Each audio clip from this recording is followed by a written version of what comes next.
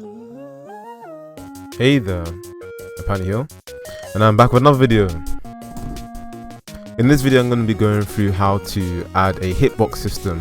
And when I say hitbox system, I mean spawning in hitboxes with certain variables so that if they were to hit an opponent, the opponent would be launched. So just to specify, we're not actually launching the opponent, but we're implementing the system that allows that to happen. I'm also going to be showing you how to add the animations as well for the attacks that we're going to be doing. And so if you need any help with this tutorial, because this one is going to be quite complicated, DM me on Discord. You can get access to my Discord through the Patreon.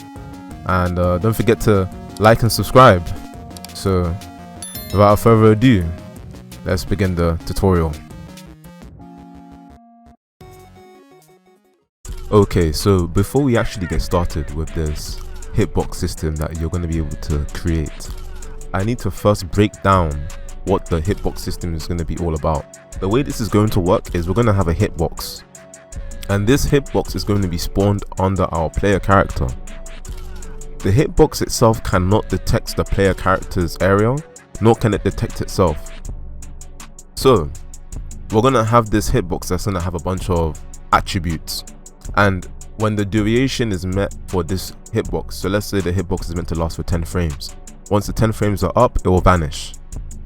So that's what we're going to work on right now. We're not going to work on connecting the hitbox with the opponent and having the opponent launch, because then this tutorial would be way too long. But we are going to add attributes to the hitbox. So without further ado, let's get into this. Alright, so what we're going to do is we're going to go into a new scene, and we're going to call this scene 2D scene. And we're going to call this hitbox. You can probably see down here that I have a test version. This is the stuff I test out before I make the tutorial, just to see that everything works. But yeah, you want to make a new node called hitbox, and you want to change this to an area 2D node, like such. Under this, you want to add a collision shape and make this a rectangle shape 2D over here. So here we go, we have the basics. Now what we want to do is we want to click on the hitbox and attach a new script. Let's just call this hitbox.gd. And then from here, what we can do is get rid of all of this and add in this code. You might want to extend area 2D actually. So let me just, yeah, you want to copy this code. Once you're done copying this, I'm going to now explain. If you want to skip the explanation, then click on the timestamps down below in the description. But yeah, I'm going to explain what each of these means so that you know what we're programming here. So the first thing to look at is parent. Parent is just a shortcut for get parent. So that you don't have to type get parent every single time, you can just use the variable parent.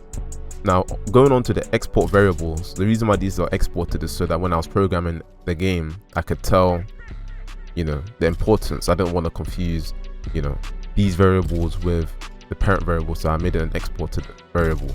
Alright, the next thing that's up is the width and the height. The width and the height is pretty self-explanatory. It's how wide and how tall the hitbox is going to be in pixels. If you're making a 3D platform fighting game, like I know someone is in the Patreon and the Discord server, you might also want to add depth so that you can have it be in 3D. So that's pretty much that. When it comes to damage, damage is the amount of damage that the hitbox is going to do to the opponent. So in the case of a platform fighter, the way damage is done is through percentages, so you're really increasing the percentage. Angle is the angle you're going to be launching your opponent at. And base knockback is the minimum amount of knockback the attacker can deliver, if that makes sense. So this is the minimum amount of knockback that the hitbox will carry out. Moving on to knockback scaling. Knockback scaling is basically a factor that controls how much the knockback increases as damage increases. So if the damage is high and the knockback scaling is high, the knockback of the hitbox will be much higher, basically. So for example, you can have a move that does 100 damage, and if it has high knockback scaling, it will launch way further. With low knockback scaling, the difference between an attack that does, let's say, 50 damage and 100 damage is not going to be as much. Duration is how long the hitbox is going to last in frames. The hit lag modifier is the amount of hit pause that we're going to apply to the move. So there are some moves in platform fighting games where if you hit your opponent with it, the game will kind of slow down for an extra minute just to make it very clear that you hit the opponent. It also adds more impact to the attack. So for example, a move such as Captain Falcon's Falcon Punch can be an example of that. type is the type of move that it is. Later on, we're gonna add hit effects, so we can have stuff like fire / ice. If it's a fire attack, then it might have fire particles that come out when you attack the opponent. If it's an electric move, then it will have electric particles, for example. And angle flipper. Angle flipper is quite important. Angle flipper is basically how does the hitbox interact with the opponent. There are some hitboxes in Smash Bros where if you hit the opponent, they will always be launched at a certain angle no matter how that hitbox hits them. Whereas there are other hitboxes where if you hit the opponent, it will launch inwards, for example. So most hitbox moves, they will hit the opponent away. Some hitbox moves bring the opponent in. Some hitbox moves can flip the opponent around. So this is what this angle flipper does. We're gonna program this at a later time. Hitbox equals hitbox shape. This is actually meant to be the name of the collision shape 2D, so let me just change that. And parent state is meant to be the state of our parent, which should be our fox character, as you can see here. And then you have this stuff. This is basically just the amount of frames that are in the hitbox. Knockback val is basically the value of the knockback once it's all calculated. And the player list, this is very, very important. The player list is what makes it so that when we spawn our hitbox won't be able to detect other hitboxes, and our hitbox won't be able to detect its parent, aka Fox. So if Fox were to commit an attack, the hitbox wouldn't hit itself, the character wouldn't be able to hit themselves. Okay, so now that we're done with that, the next thing that we're going to do is actually save this hitbox scene. So I'm probably going to save it under its own category. I'm going to call it hitbox, and then save the scene here. There we go. Let me get the hitbox script as well and put this inside hitbox. Yeah, there we go. Okay, so now that we've done that, the next thing we're going to do is add in this function, set_parameters. This is what's going to allow you to actually create the hitbox within your player character over here. So this is the function that we're going to call, and once you're done copying that, I'm going to explain what this means. Okay, so now what does all of this mean? There's a bunch of parameters here. Each of these parameters correspond to these variables that we've established over here, except for point and parent. So point, which is P, is correspondent to the position of the hitbox when it is spawned. But apart from that, everything else is correspondent to these variables, except for parent. Again, parent simply just means get parent, so that we can use this within the function, as you can see. So now I can explain to you what this function does. What this is going to do is it's going to set the position of this hitbox to 0, 0 in relation to the player character. Then what it's going to do is it's going to append the player character to the player list. The player list is the list of objects that this hitbox cannot collide with. So because our opponent is a player character and our player is also a player character, we want to append the character or the player that is spawning this hitbox so that they cannot be hit by their own attack. So we're going to append parent, which is get parent again. We're also going to append itself, just in case some hitboxes might collide with other hitboxes and you don't want the hitbox to collide with itself. That sounds strange, but that is something that is possible. All of this is pretty self-explanatory. It's just making these variables equal to these attributes over here. And then last but not least, we have the extents. The extents is basically just going to make the shape of the hitbox equal to the shape that it was declared in this variable over here. Then we're going to connect this signal area entered, which is over here, to a function called hitbox collide. We haven't programmed this yet, and we're not going to yet, simply for the fact that it's the most complicated function so far.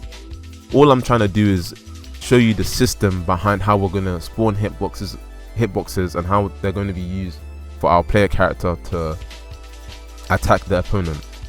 And then lastly, we're going to set the physics process to true.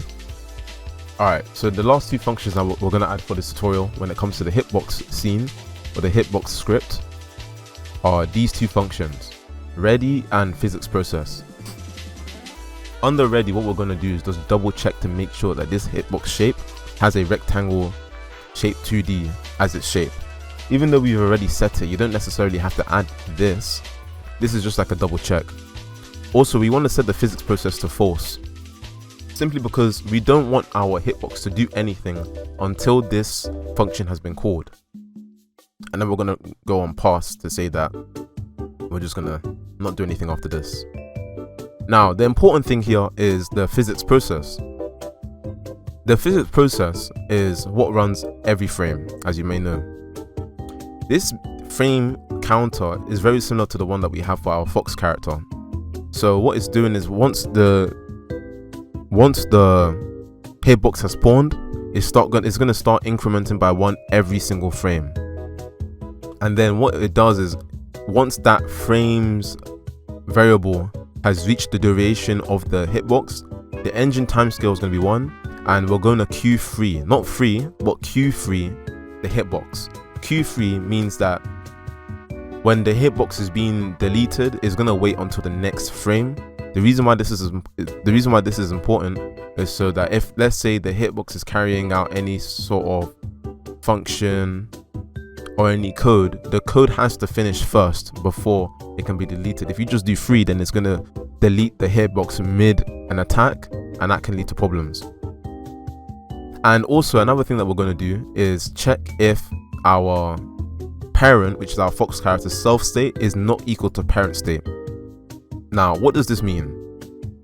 Simply, what this means is we're going to implement a new function, a new variable in Fox, and what this is going to do is it's going to check for what the current state of our character is.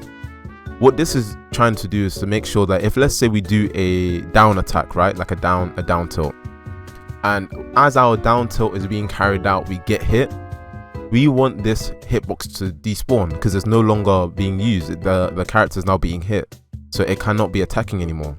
And so if this condition is met, we want the timescale to be 1 and we want a Q3. And lastly, the reason why we want to change the engine timescale to 1 is because in further tutorials down the line, we're going to make a hit freeze state where when you attack your opponent, the opponent's going to like freeze for a second and maybe jitter around, and then after that is done, our character will go into hit stun and will be launched. So that's the reason why we are using the engine.timescale. Alright, so moving on from here, what we're going to now do is go on to the fox character, and we're going to go into the fox script, and somewhere near the top around where the unready variables are, for example, we're going to add in these lines of code. So this is now a new category of variables that we're adding. This is going under the hitboxes category, and we're going to add the hitbox scene, and we're going to add self state coming from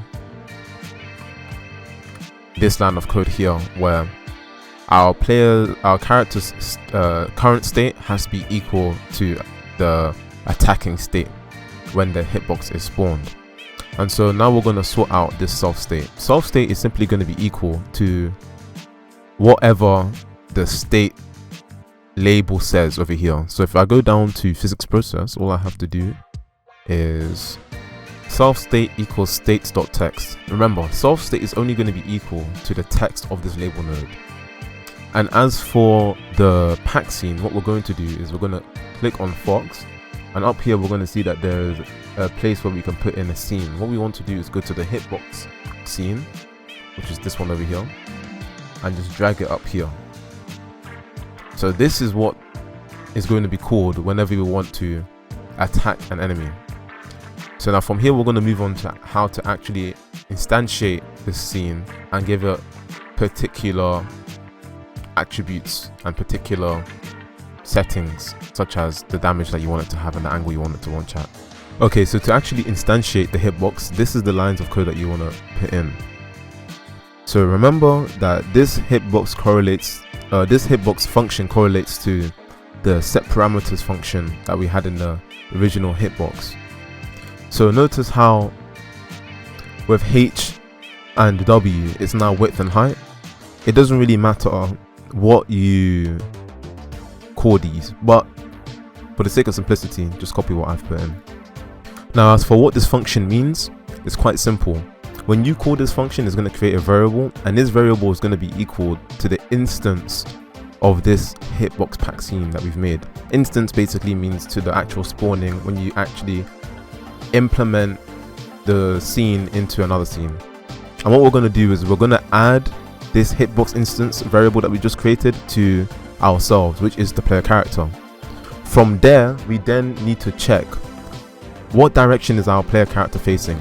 Is it 1, which means to the right, or is it -1, which is to the left, as you can see from this function over here. If it is 1, aka our character is facing to the right, we want to go to set parameters and use exactly what we've used to create this function as its parameters.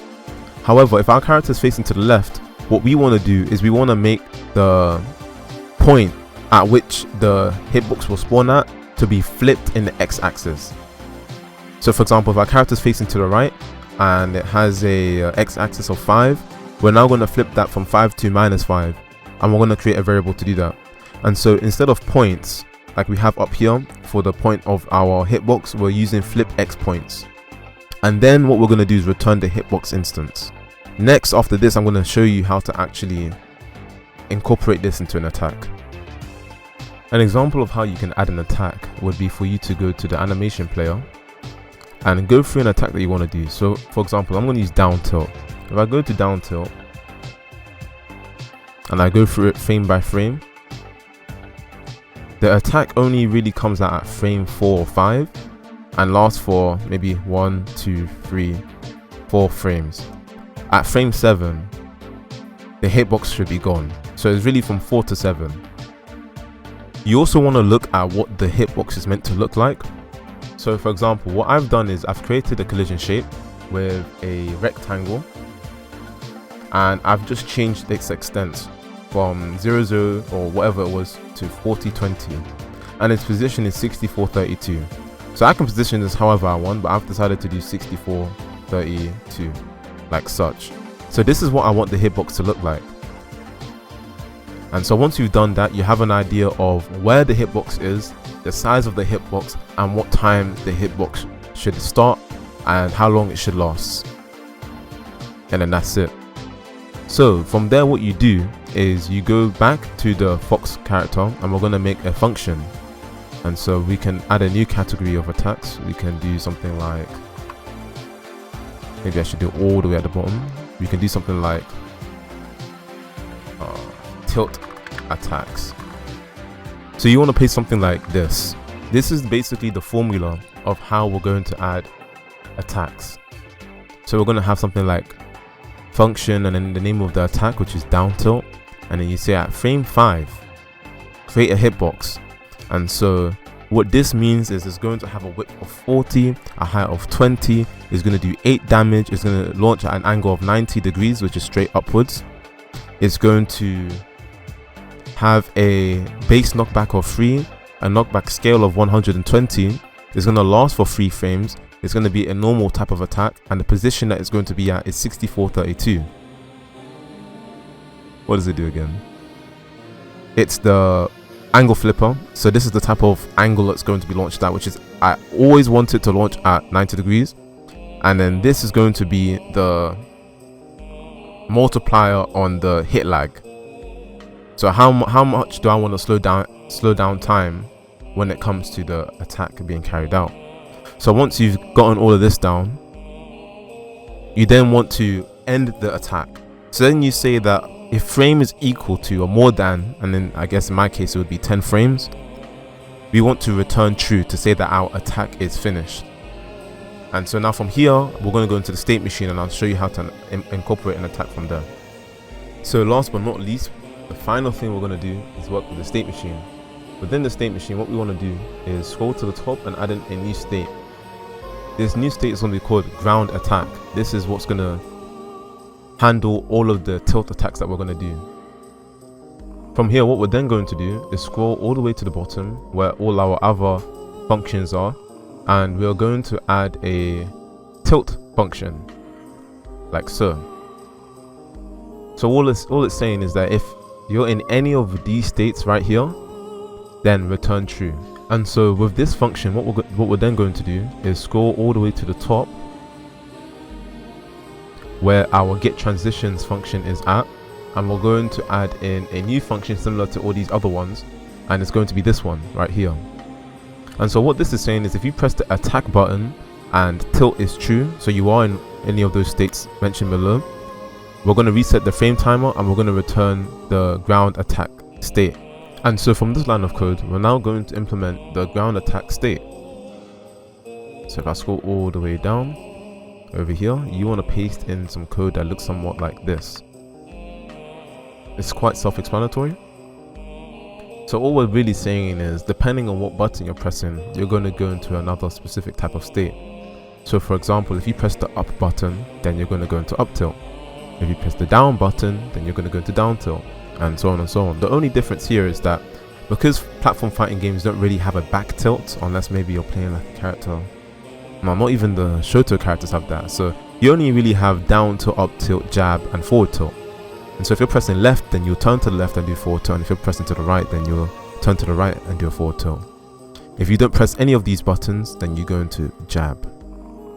As for the animations, when we go into this enter state function, we actually don't have an animation for ground attack.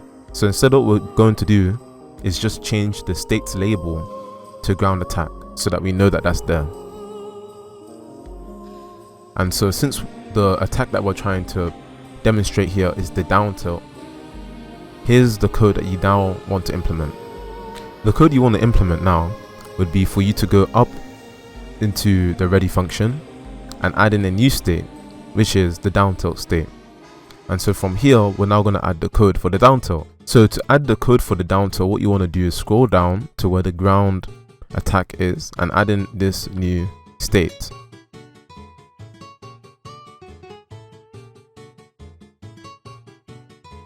And so this is also quite, I'm not sure if it's self-explanatory, but I can explain this for you. What this is saying is that the second that we enter into this state at frame 0, we are now going to carry out down tilt from our parent. So if you look here and you go to down tilt, it's now going to execute this line of code, where if it's frame 5, then the hitbox is going to be spawned.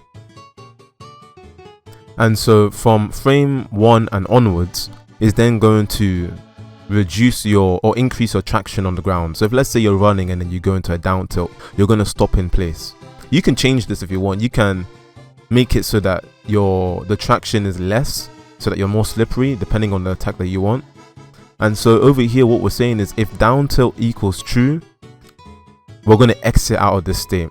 So if you look back into this function, it says return true when frame is more than or equal to 10.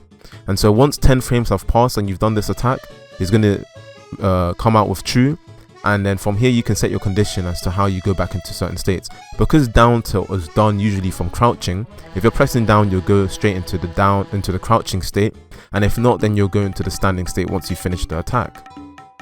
So for the animation part of this attack, what you want to do is scroll down, and under ground attack you want to add in this line of code. You want to now play the down tilt animation, and you want the states.text to show down tilt.